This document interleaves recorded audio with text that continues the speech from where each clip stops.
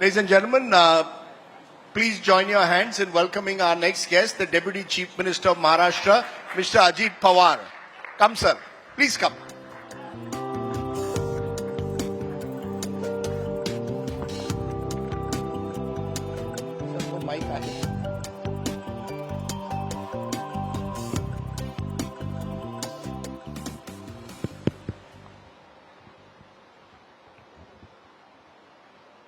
If there is one politician who is arguably the most inscrutable and also in some ways the most controversial, and also someone who has stayed away from the media for a very long time, but finally a few months ago broke his silence to us during the campaign and is now perhaps for the first time on a national conclave platform, please welcome the Maharashtra Deputy Chief Minister and NCP leader, Mr. Ajit Pawar. Dada, when I called you controversial, आपके चेहरे पे मुस्कान आई.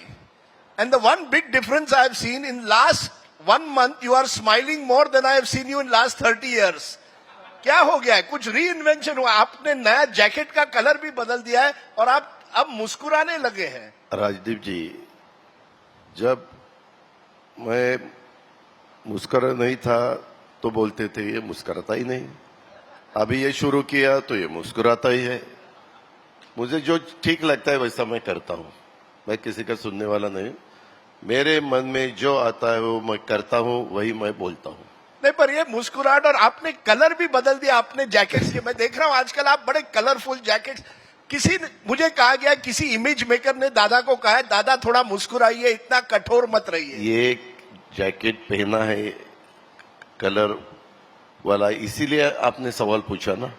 अगर हमेशा जैसे jacket पहन के आता तो आप वो पूछते ही नहीं थे. आपने मुझे सवाल पूछने के लिए ये जैकेट पहना है. नहीं, but is there a reinvention of Ajit Pawar कि जब से आप पिछले 1 साल से आप एक तरह से आप पर एक के बाद एक विवाद, कंट्रोवर्सी था, और जब चुनाव आए लोकसभा के तो आपका परफॉर्मेंस भी कुछ खास नहीं रहा, केवल 1 सीट जीत पाए. तो लोगों ने कहा अब अजीत पवार का क्या होगा. डू और डाई मोमेंट है ये विधानसभा इलेक्शन. डू अग्री कि आपके लिए अब 2024 असेंबली इलेक्शन डू और डाई फॉर अजीत पवार? अभी देखो, हम ये जो गवर्नमेंट चला रहे, महायुति का गवर्नमेंट है. एकनाथ शिंदे, देवेंद्र जी, मैं और हमारी तीनों की पार्टी और बाकी के हमारे जो ग्रुप में अलग अलग छोटे छोटे पार्टियां सब मिला के वो चला रहे. मुझे ऐसा नहीं लगता. हम अच्छी तरह से हमने योजनाएं लाई है, काम किया है, डेवलपमेंट का काम शुरू है. तीसरी दफा प्राइम मिनिस्टर नरेंद्र मोदी साहब हुए हैं. वो उन्होंने पहले ही कैबिनेट में अपने यहाँ वाडवन पोर्ट, जो बहुत सालों से हमारे मन में था कि होना चाहिए होना चाहिए होना चाहिए, 30 साल चालू है लेकिन कभी हुआ नहीं, उसको करीबन 76,000 करोड़ रुपया सैंक्शन किया है. वो काम अभी शुरू होगा. हम डेवलपमेंट का सोचते हैं और उसी हिसाब से आगे जाना चाहते हैं. मुझे भरोसा है, मुझे विश्वास है, हम जब महाराष्ट्र के वोटर्स के सामने जाएंगे, लोगों के सामने जाएंगे, तब यही बताएंगे कि सेंट्रल में अभी एनडीए का गवर्नमेंट आया है, उसी का ही गवर्नमेंट यहाँ अगर आया महाराष्ट्र में तो अपने को ज्यादा फायदा होने वाला है. कैसा फायदा होगा? तो जैसे सेंट्रल गवर्नमेंट नया आने के बाद एक बजट आया तो बजट में आंध्र प्रदेश को ज्यादा पैसा मिला, बिहार को ज्यादा पैसा मिला. उसी हिसाब से अपने महाराष्ट्र को भी ज्यादा फंड्स मिलना चाहिए, ऐसा हमारा कहना है, हमारा इरादा है. और उसी हिसाब से हम लोगों के सामने जा रहे हैं. अलग अलग जो इशू थे, जब पार्लियामेंट का चुनाव था तब अपने महाराष्ट्र में हमने जो देखा, रूरल एरिया में प्याज की जो एक्सपोर्ट प्याज होना चाहिए था वो बंद किया था, वो अभी हटवा दिया. अभी प्याज एक्सपोर्ट करने के लिए पूरी मदद चालू है और फार्मर्स को दाम भी अच्छे तरह से मिल रही है. ऐसे अलग अलग हमारे इशू थे जो फार्मर्स के थे, ज्यादा करके सोयाबीन हो या कॉटन हो या शुगर केन हो, ये बहुत से इशू हम प्राइम मिनिस्टर के पास या होम मिनिस्टर के पास जाके वो उसमें से रास्ता निकाला है। तो लोगों को जो चाहिए था वो हमने करके दिखाया है, और हम अभी लोगों को बताने वाले हैं कि अगर दूसरा गवर्नमेंट आया तो वो क्या बोलेगा। देखो, सेंट्रल वाले हमारा सुनता ही नहीं तो हम क्या करें। बहुत से ऐसे इशू रहते हैं जो फार्मर्स के भी, कि जो सेंट्रल के हाथ में रहते हैं। हम फार्मर्स को बताएंगे या हम महाराष्ट्र के लोगों को बताएंगे कि अगर हमारा ही गवर्नमेंट आएगा तो ये सब इशू हम जाके वहां सॉल्व कर सकते हैं, वैसा अपोजिशन वाले नहीं कर सकते। तो आप कह रहे हैं डबल इंजन की सरकार लेके आप जा रहे हैं, लेकिन अभी आप जो स्माइल कर रहे हैं कि 3 महीने में, क्योंकि लोकसभा चुनाव हुए मई में, उस चुनाव में एक चीज होती है अजीत पवार, आप अपनी धर्मपत्नी सुनेत्रा जी को अपनी बहन सुप्रिया सुले के खिलाफ लड़ाते हैं। अब मुझे आज सच बताइए, क्या ये सही है कि अमित शाह जी ने आपको कहा कि आपको लड़ाना पड़ेगा, अगर आप वाकई इस अलायंस में रहना चाहते हो तो आपको सुप्रिया सुले और शरद पवार को टक्कर देनी पड़ेगी? क्या ये आपको अमित शाह जी ने कहा था और उस वजह से आपने उनको लड़ाया? बिल्कुल, मुझे किसी ने नहीं कहा था। पहले ही मैंने आपको बताया है, मैं किसी का नहीं सुनता। मेरे मन में जो आता है वो मैं करता हूं। लेकिन उसमें अमित शाह ने बताया नहीं था, किसी ने बताया नहीं था। और बाद में जब रिजल्ट आया और कुछ दिन गए तो मेरे मन में आया कि मैंने जो डिसीजन लिया वो गलत लिया। तो मैंने किसी के इंटरव्यू में बता दिया कि वो मेरा वो गलती थी आपकी। वो गलती थी। मैंने बताया ना, वो मैंने वैसा नहीं करना चाहिए था। बाद में जो काम करता है ना वही गलती करता है, जो काम ही नहीं करता है उसकी गलती होती ही नहीं है, वो काम ही नहीं करता। नहीं, पर ये बताइए, जिस तरह से ये पूरा प्रकरण हुआ, एनसीपी टूट गई, आप अपने ही, मैं किस तरह से उनको कहूं, आपके गुरुजी कहूं उनको, शरद पवार जो है जिन्होंने आपको एक तरह से राजनीति में लाया, उनके खिलाफ आप चले गए, आपने एनसीपी को तोड़ा, फिर आप अपनी पत्नी को सुप्रिया के खिलाफ लड़ाते हैं बारामती में। क्या कहीं ना कहीं जब आप रात को सोते हैं तो सोचते हैं यार ये गलत किया, शरद पवार के जो इतने साल से मेरे बेनिफैक्टर थे, मेरे गुरु थे, उनके खिलाफ मैंने बगावत की, ये भी सोचते हैं? ये बगावत वगैरह कुछ नहीं की, आप गलत पूछ रहे हैं। मैंने बहुत दफा बताया, अभी वो जो इशू हुआ है उसको 1 साल हो गया, वो बार बार उठाने की कोई जरूरत नहीं है। No regret. मैंने तब बताया था, हमने बहुत दफा, जब उद्धव जी ठाकरे का गवर्नमेंट अभी जाने वाला है, मेजॉरिटी वो उनके हाथ में नहीं रही थी, खुद एकनाथराव जी शिंदे चीफ मिनिस्टर ने कुछ विधायकों को लेके वो बाहर सूरत गए थे। तब हमें पता चला, मैं मंत्रालय में बैठा था कि अभी ये गवर्नमेंट जाएगा। मेरे चेंबर में, मैं डिप्टी चीफ मिनिस्टर ही था तब, मेरे चेंबर में सभी राष्ट्रवादी कांग्रेस पार्टी के विधायक इकट्ठा हुए। तब जो मिनिस्ट्री में मिनिस्टर थे वो भी सब इकट्ठा हुए, सबने एक लेटर तैयार किया। वो लेटर सबने साइन करके हमारे लीडर पवार साहब के पास वो भेजा। हमारा तब का मिनिस्टर राजेश टोपे ने वो लेटर लेके साहब के पास गए, साहब के हाथ में वो लेटर दिया। सभी आज साहब के साथ जो विधायक है उनकी भी साइन उसमें है, मेरे साथ जो विधायक है उनकी भी साइन उसमें है। और वो बताया कि अगर बीच में 2.5 साल में कोरोना करीबन 1-1.5 साल चालू था, कुछ ज्यादा काम हुआ नहीं डेवलपमेंट का। हम जिस कॉन्स्टिट्यूंसी में आगे आते हैं तो लोगों को लगता है कि कुछ ना कुछ काम वहां होना चाहिए, वो काम नहीं हुआ है। इसीलिए हम, जैसे आपने 2014 में से बाहर से सपोर्ट किया था भारतीय जनता पक्ष पार्टी को, फडणवीस चीफ मिनिस्टर बने थे, तो हम चुनाव का रिजल्ट चालू था, क्लियर रिजल्ट आया नहीं था, तो ही डिसीजन मेरे ख्याल से प्रफुल्ल पटेल साहब ने प्रेस कॉन्फ्रेंस ली और बताया हमने बाहर से सपोर्ट किया है। गवर्नमेंट कोई भी हंग असेंबली आ रही है तो हमारा इनको सपोर्ट है, और वो सपोर्ट देने के बाद हमें कहा गया कि सब जाओ देवेंद्र के। नहीं, तब तो 2014 की बात है। हाँ। आप कह रहे हो नहीं, 2000। सुनो सुनो सुनो, वो तब हुआ। बाद में 2019 का जाने दो, ये उद्धव जी का गवर्नमेंट गया, तो ये सब होने के बाद हमें हमारे प्रमुख ने ये जो बताया कि आप ऐसा करो, हम जरा सोचेंगे और इसमें से रास्ता निकालेंगे। सभी का कहना था। फिर ऐसा हुआ कि वो रिजाइन करेंगे, मेरे ख्याल से 1 में या 2 में तारीख थी, और रिजाइन करने के बाद वहां नया पार्टी का प्रेसिडेंट बन जाएगा 2-3 दिन में। हम 14-15 लोग इकट्ठा होके उसके बारे में तय करेंगे और आगे का होगा।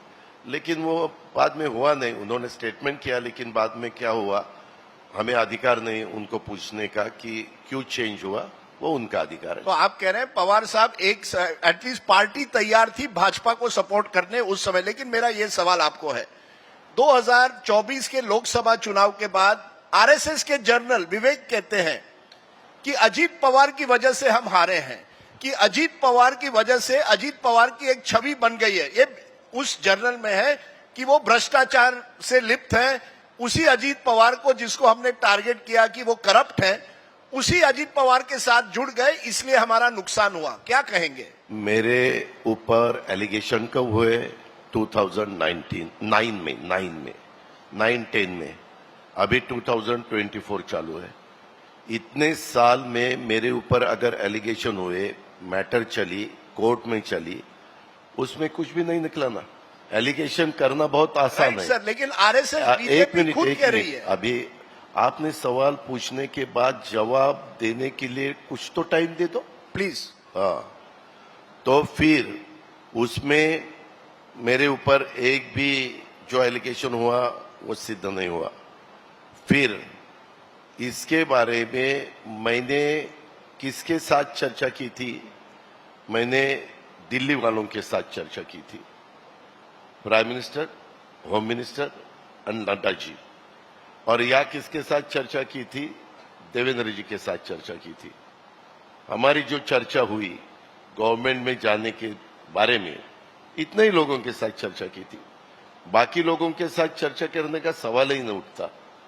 तो अभी ये ऐसा बोल रहा है, वो ऐसा बोल रहा है, ये प्रेस में आ रहा है, मुझे उसमें कुछ लेना देना नहीं है, कुछ लेना देना नहीं। आप महायुति में रहेंगे? अभी तो महायुति में है ना। मैं महायुति का डेप्यूटी चीफ मिनिस्टर के नाते आपने मुझे यहाँ बुलाया है और मैं आपको जवाब दे रहा हूँ, तो महायुति में हूँ। नहीं, ये कहा जा रहा है कि अगले 2-3 हफ्ते में अगर आपको उतनी सीटें नहीं मिली जितने आप चाहते हैं, आप रहेंगे या नहीं रहेंगे? ये देखो, इसके बारे में हम बहुत अच्छी तरह से तीनों बैठेंगे। कल भी हम अमित भाई के साथ बैठे थे औरंगाबाद संभाजी नगर में, और चर्चा हमारी हुई है। आपको जल्दी पता चलेगा कि 288 सीट में कितने बीजेपी के पास, बीजेपी कितने सीट पे लड़ना चाहती है, हमारे एकनाथ शिंदे जी कितने सीट पे लड़ना चाहते हैं और हम कितने सीट पे लड़े। तो आप यहाँ आश्वासन दे रहे हैं no question of Mahayuti breaking, कोई ब्रेक नहीं होगा? नो। अजीत पवार 2024 इलेक्शन महायुति के साथ लड़ेंगे, नॉट इन थर्ड फ्रंट। क्या आप शरद पवार के पास वापस जा सकते हैं? अरे, क्या आपने क्या सोचकर मुझे बुलाया? ये ऐसा वापस जा सकते? मैंने बताया ना कि मैं महायुति में लड़ रहा हूं और महायुति का सरकार लाने की हमारी पूरी कोशिश है, जिम्मेवारी है, वो हम निभाएंगे। आपने हमें एक बार दोबारा ये भी कहा है कि आपने गलती की जो आपके पत्नी को सुप्रिया ताई के खिलाफ लड़वाया बारामती से। हाँ। क्या आपको रिग्रेट है कि आप शरद पवार को एक तरह से के खिलाफ गए हैं, या कोई रिग्रेट नहीं है? नहीं, अभी जो हुआ है ना वो छोड़ दिया। उसके बारे में बार बार सोचने की जरूरत नहीं। हम बहुत आगे चले गए हैं। अभी आगे का हम सोचेंगे, पीछे का नहीं सोचेंगे। तो no question of ever going back. ये फैमिली रियूनियन हो सकता है, आखिर महाराष्ट्र है, यहाँ तो कोई परमानेंट फ्रेंड और एनिमी नहीं होता है, कल वो आपके दोस्त भी बन सकते हैं। आगे का किसने कहा है? हम भविष्य बताने वाले लोग नहीं है। यानी हम आप काम नहीं करते? हम काम करने वाले लोग हैं। हम काम करना चाहते हैं, महाराष्ट्र को आगे लेना चाहते हैं। अच्छी तरह से महाराष्ट्र में अलग अलग जो भी डेवलपमेंट के काम है उसके बारे में सेंट्रल गवर्नमेंट की तरफ से मदद लाने का हमारे बजट में, यह हमारा जो बजट रहता है उसमें अच्छी तरह से नए नए जो भी प्रोजेक्ट है वो प्रोजेक्ट उसमें मंजूर करने का यह हमारा काम है। नहीं सर, मैं क्लैरिटी इसलिए चाहता हूं क्योंकि आपके कुछ सहयोगी वापस चले गए हैं एनसीपी में। कौन? कुछ पिंपरी चिंचवड़ में चले गए आपके पार्टी के लोग वापस एनसीपी शरद पवार में। मैं आपसे पूछ रहा हूं, किसी भी हालत में आप शरद पवार के पास जा सकते हैं एक बार फिर या नहीं? एक देखो, पिंपरी चिंचवड़ में कौन गया? अभी हम शिवसेना और बीजेपी हम तीनों मिलके आगे के 288 सीट लड़ना चाहते हैं। और वो सीट लड़ते वक्त पहले मेरे साथ जो लोग थे पिंपरी चिंचवड़ में, वो भोसरी एरिया के, उनको पता चला कि अभी हमें ये सीट तो सिटिंग एमएलए के नाते बीजेपी के पास जाएगी, यानी एनसीपी के पास नहीं रहेगी।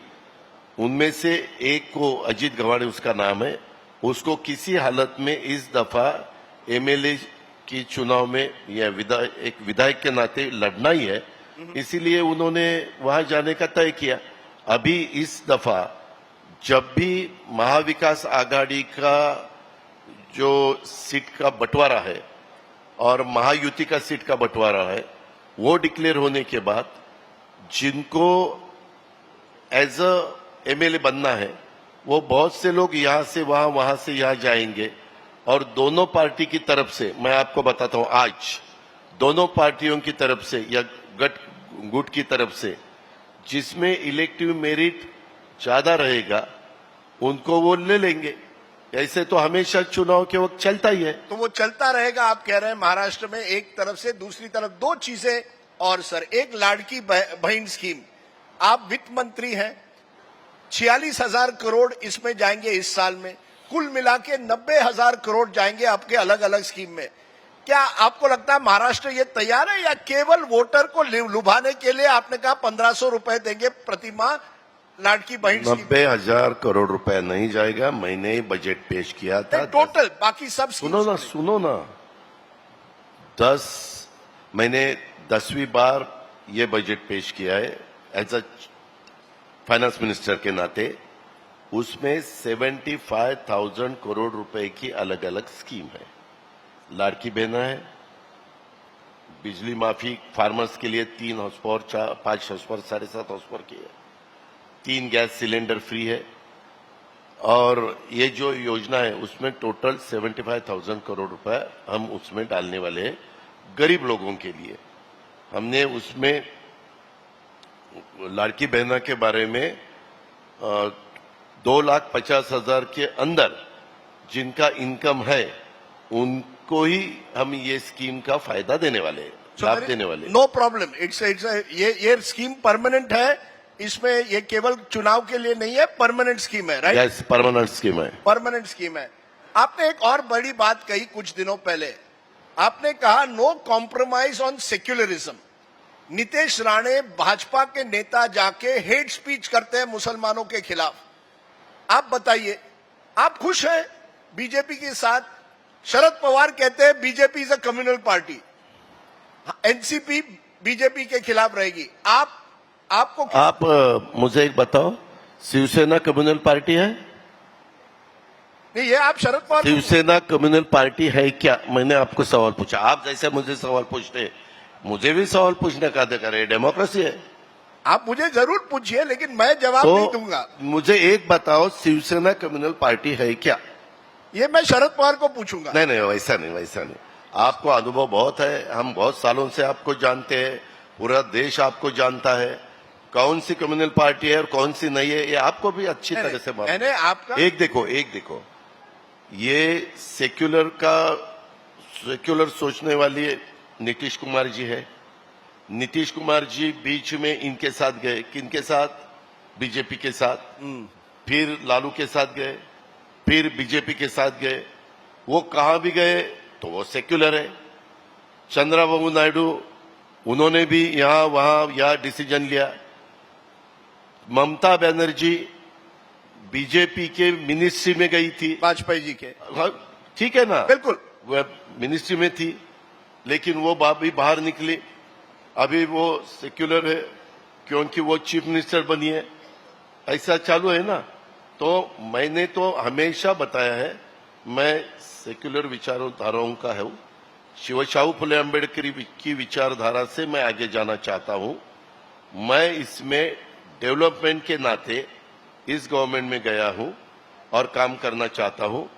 मैं काम करने वाला आदमी हूं और मेरा काम चालू है। आपका काम चालू है, लेकिन आप 5 बार, अगर नीतीश कुमार का आपने जिक्र किया, नीतीश कुमार का एक रिकॉर्ड है, मैक्सिमम नंबर ऑफ टाइम्स उनको स्वेरिंग इन उनकी हुई है मुख्यमंत्री।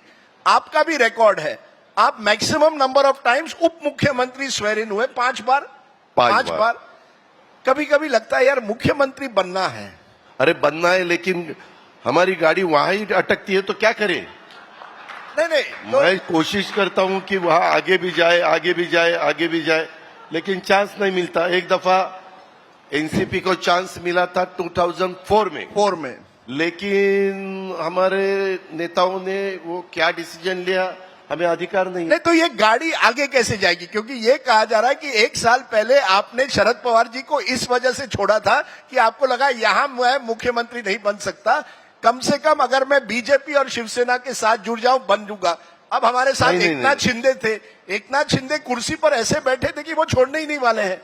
तो अब क्या होगा? ये देखो, जो भी कोई भी कुर्सी पे बैठता है उनको वो कुर्सी अच्छी लगती है। आप वहां बैठे, आपको भी अच्छी लगती है ना आपकी कुर्सी, वैसे ही सबका है। उसी हिसाब से कोशिश करना अपना काम है हर एक का। लेकिन अभी भी वो एम्बिशन है कि नहीं? नहीं, लेकिन सबको ये सीट एक ही है, महाराष्ट्र की चीफ मिनिस्टर की सीट एक ही है और 145 मैजिक फिगर है।